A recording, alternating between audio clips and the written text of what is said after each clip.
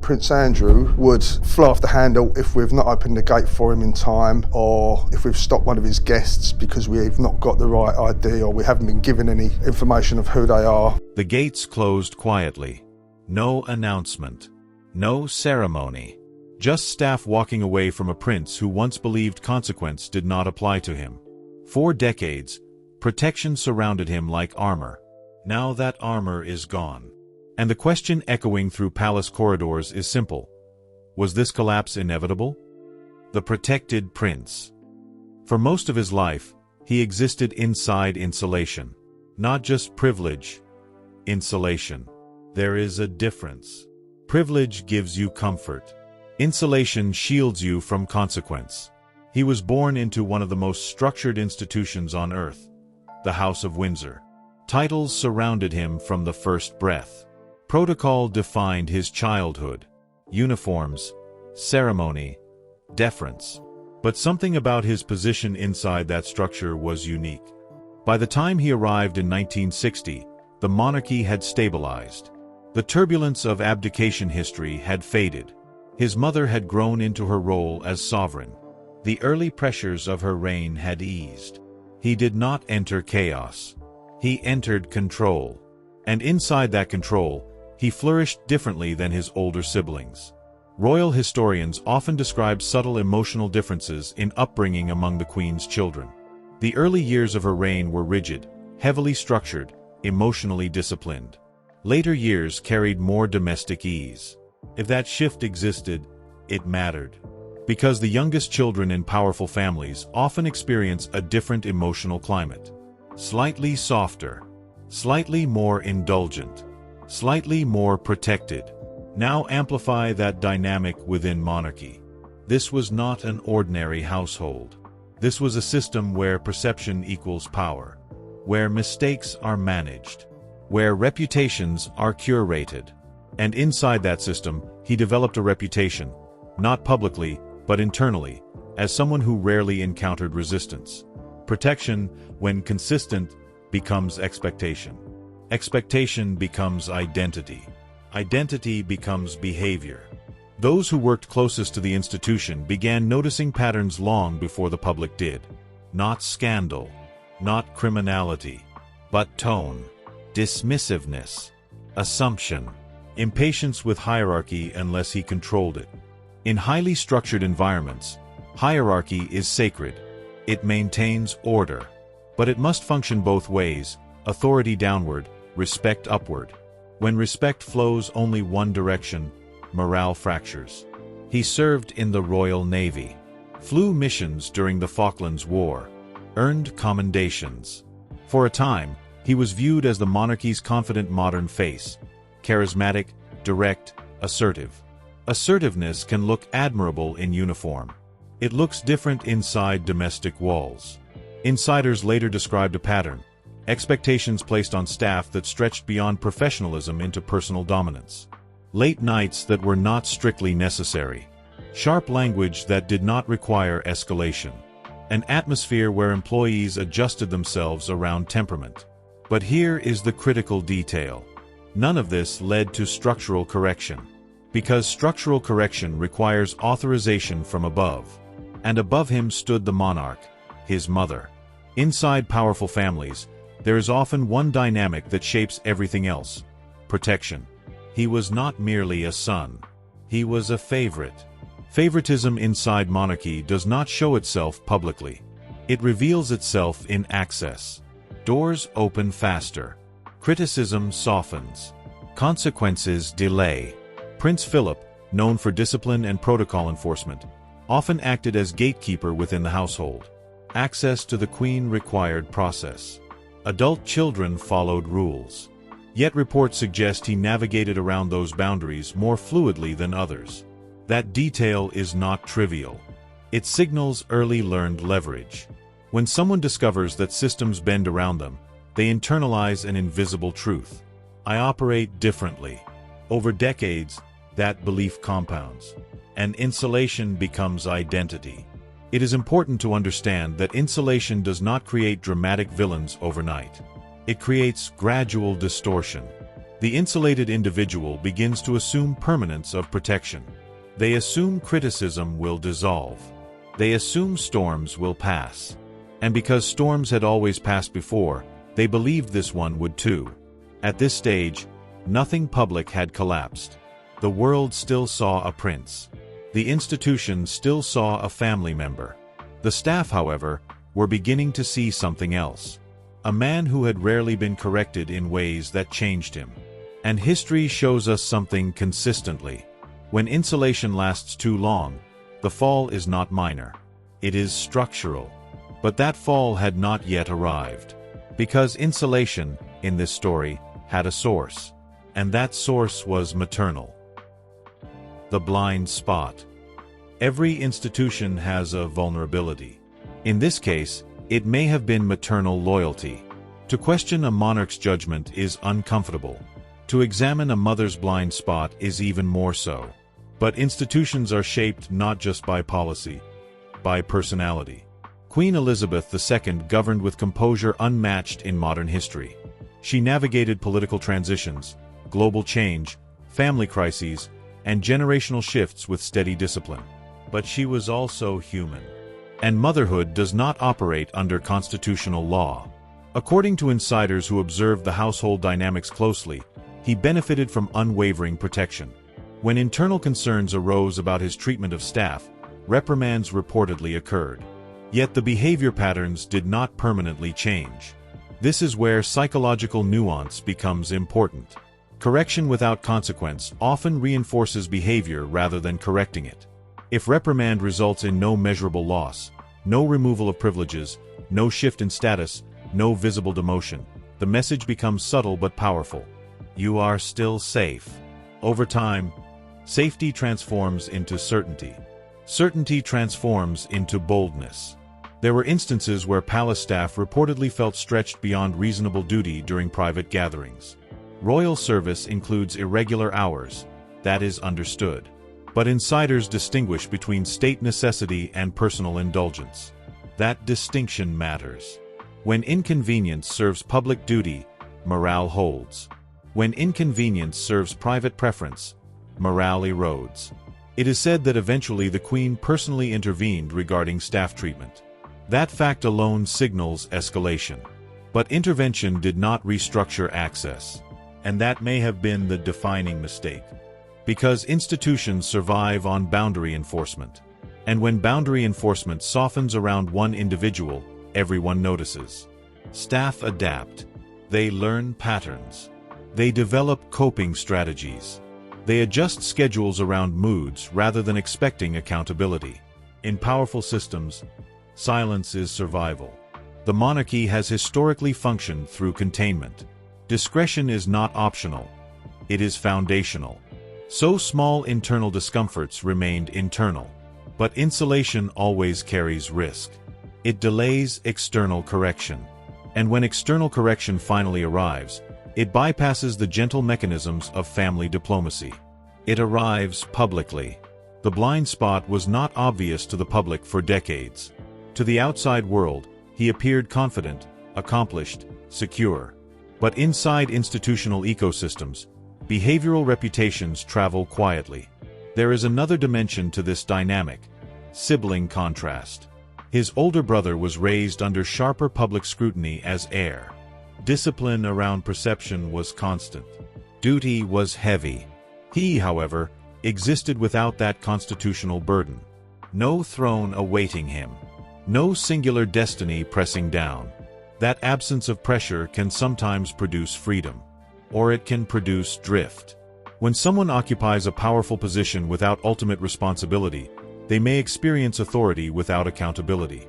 That balance is delicate. And according to insiders, it tipped. The deeper psychological question is this: did maternal protection prevent early corrective friction that might have altered long-term outcomes? Because friction, when applied early, shapes character.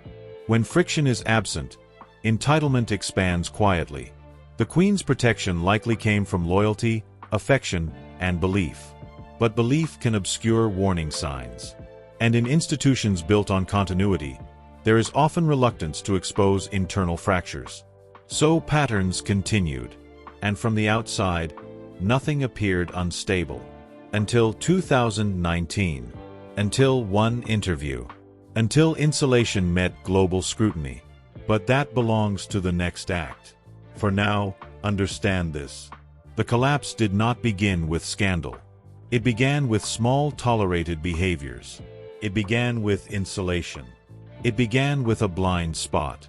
And blind spots inside powerful institutions rarely remain hidden forever. Inside the palace walls. For years, the public saw ceremony. Balconies. Medals. Handshakes. Naval uniform. But institutions are not defined by public ritual. They are defined by private conduct. And inside palace walls, reputation is built quietly, not through headlines, but through how someone treats the people who cannot answer back. According to insiders who later spoke, the atmosphere around him was often tense. Not explosive. Controlled. But tense. Staff describe a pattern that did not revolve around dramatic outbursts, but around tone. Sharp dismissals. Abrupt commands. An expectation of instant compliance without acknowledgement. In royal service, hierarchy is normal. Staff are trained to defer. But deference does not eliminate dignity. When language crosses from formal authority into personal degradation, something shifts. Those closest to the environment reportedly began adapting their movements around his moods. Schedules were adjusted not for state necessity, but for temperament. And then there were the evenings. Private gatherings stretching past midnight. Social functions not mandated by state duty but driven by personal preference. Staff expected to remain present deep into the night, sometimes without advance notice. Royal households operate with long hours. That is understood. But insiders later drew a clear distinction. Duty commands respect. Indulgence drains it. Morale is fragile in any institution built on discretion. Employees rarely complain publicly. They internalize. But over time, patterns accumulate. According to accounts that surfaced years later, there were moments when even the Queen had to address concerns regarding staff treatment. Pause there. For the sovereign herself to intervene signals escalation beyond routine irritation. Yet here is the defining detail. Intervention did not dismantle insulation. Behavior reportedly continued. That is the moment when institutional psychology becomes dangerous. Because once someone learns that reprimand carries no lasting cost, they interpret correction as inconvenience, not transformation. And insulation deepens. There were also increasing concerns not about personality, but about judgment. Associations. Social circles. Relationships that felt, even then, questionable to some within the broader orbit of the monarchy. Inside highly guarded institutions, whispers travel before headlines do. And whispers were circulating long before global audiences paid attention. But monarchy functions on containment. And containment held, for a while. He remained a public representative. A trade envoy. A figure moving across international stages with confidence. Yet internally, fractures widened. It is important to understand something here. Institutions often recognize internal risk long before the public does. But removal of a senior royal is not simple. Titles are woven into constitutional fabric. Public identity is intertwined with national symbolism. So containment becomes the strategy. And containment held until it collided with modern media. Because media does not operate on institutional discretion. Media operates on exposure. And in 2019, exposure arrived in the form of a single televised interview. The collapse. There are moments in history when insulation shatters in real time. This was one of them. The interview was intended to repair reputation. Instead, it dismantled it. Seated across from BBC journalist Emily Maitlis, he attempted to address his association with convicted sex offender Jeffrey Epstein. The objective was clarity. What unfolded was something else. The tone lacked urgency. The explanations felt detached. The optics were devastating. When asked about his relationship with Epstein after the latter's conviction, he framed the continued association as honorable, a matter of personally ending the friendship face to face. To a public already unsettled, that framing landed cold. Then came the claims that would echo globally. An inability to sweat due to a medical condition. A Pizza Express alibi in Woking. A lack of memory regarding encounters supported by photographic evidence. It was not merely what was said. It was how it was said. Crisis communication experts later described the performance as catastrophic. Empathy appeared absent. Accountability felt deflected. In that single broadcast, decades of insulation evaporated. Public perception shifted instantly. And once perception shifts in the modern era, it does not quietly return. Within days, he stepped back from public duties. Within weeks, patronages were withdrawn. Military affiliations, once symbols of pride, were removed. Eventually, even the usage of His Royal Highness faded from practical function. For a man who had operated inside lifelong protection, this was unprecedented. The fall was not theatrical. It was procedural. But it was decisive. The monarchy understood something critical at that moment. Containment had failed. And when containment fails, institutions prioritize survival. King Charles III, now sovereign, faced an unenviable position, balancing family loyalty with institutional preservation. This is where monarchy reveals its hardest truth. The crown survives individuals, and survival required distance. Titles dissolved. Public representation ended. Communication channels narrowed. He was no longer shielded in the same way. But the collapse did not end with public withdrawal. Because investigations continued. Civil lawsuits moved forward in the United States. Allegations remained unresolved in public consciousness even after legal settlements were reached without admission of liability. And perhaps most symbolically, palace staff began declining assignments connected to him. That shift is extraordinary. Royal service is rooted in duty. When staff voluntarily distance themselves, it signals more than scandal. It signals cultural rupture. The insulated prince was no longer insulated. He was isolated. And isolation, for someone who spent a lifetime buffered by hierarchy, is profound. The gates of Royal Lodge eventually closed not with announcement, but with absence. Fewer staff. Less visible support. Reduced presence. Not exile in dramatic fashion, but quiet marginalization. And for institutions that operate on image, quiet marginalization speaks loudly. The collapse was not caused by one interview alone. It was the culmination of decades of insulation meeting modern transparency. And transparency does not negotiate. It reveals. The reckoning. When insulation disappears, what remains is exposure. And exposure does not ask whether you are ready. It simply arrives. By the time titles were formally removed and royal duties permanently stripped, the transformation was complete. The man once introduced as His Royal Highness had become, publicly and symbolically, something else entirely. Just a name. No ceremonial prefix, no official role, no palace communications defending him. For the monarchy, this was not merely damage control. It was survival strategy. Because the British crown does not depend on personality. It depends on trust. Trust that those who represent it embody restraint. Trust that power is exercised responsibly. Trust that privilege does not eclipse accountability. And when that trust fractures, even around one individual, the ripple touches the entire structure. The deeper issue was never only the interview. It was the pattern beneath it. The perception that for decades, insulation had functioned too well. That correction had been delayed. That maternal loyalty may have unintentionally shielded behavior that required earlier friction. Institutions are strongest when boundaries apply equally. When they do not, legitimacy erodes.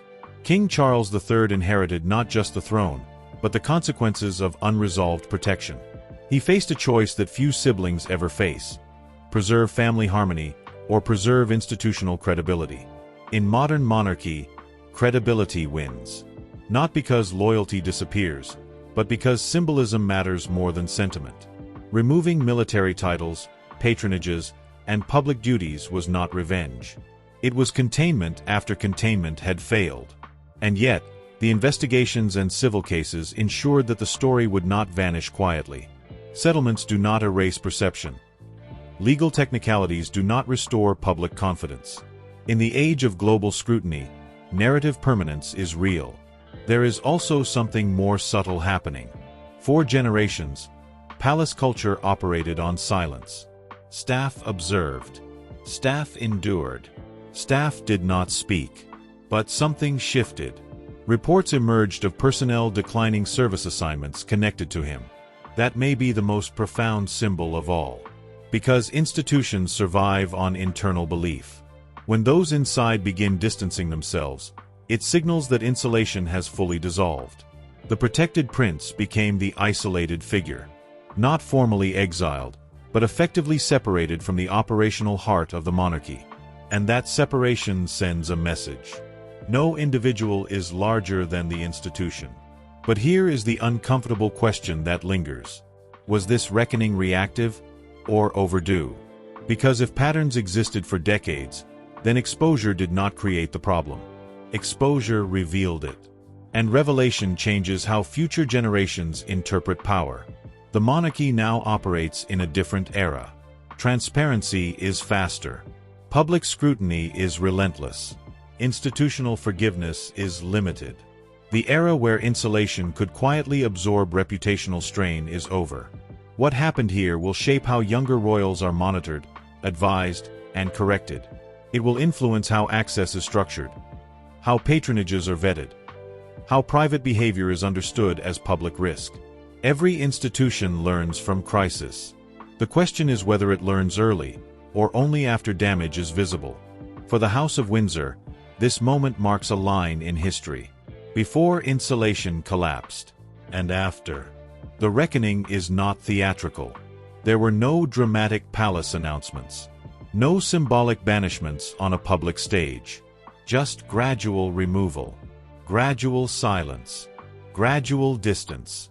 And sometimes, quiet consequences are more powerful than loud ones. The gates close. Staff step back.